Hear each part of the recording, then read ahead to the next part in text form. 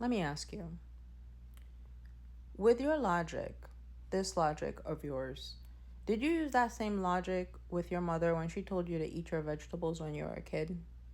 Because if you did, that explains why you got rickets and you bald right now. So let's get a little bit of context before we get it twisted. I think you're referring to First Timothy 2:11 through 12.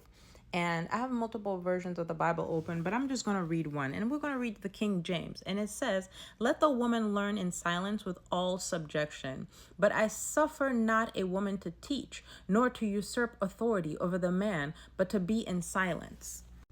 Now, before you go making silly claims, you've got to understand what the author meant and in what time period the author was living in. You can't just apply today's time and thinking to the text. You've got to go back in that time and apply it in that context to get the correct comprehension of what is meant by the word.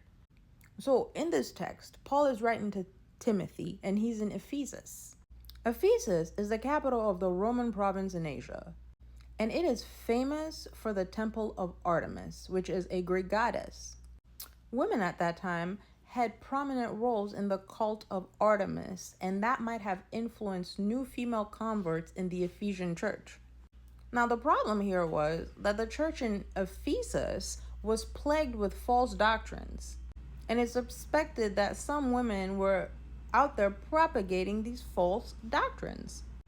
Now, if you read the King James Version or the English Standard Version, it uses singular, a woman, which tells me when Paul was writing to Timothy, he was talking about a specific localized issue in the church of Ephesus. He wasn't making a blanket statement for all women.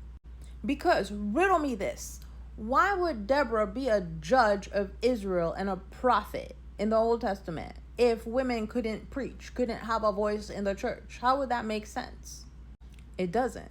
So to me, it just says that it was a localized problems. Just like Queen Jezebel, wasn't she a prophet? But a Baal. So that's what he's saying. Like, make sure that these women in the church of Ephesus are not propagating what Artemis is telling the prophetesses of Artemis. So when you come on my page telling me that, like, you don't listen to women, like, hello, are you okay?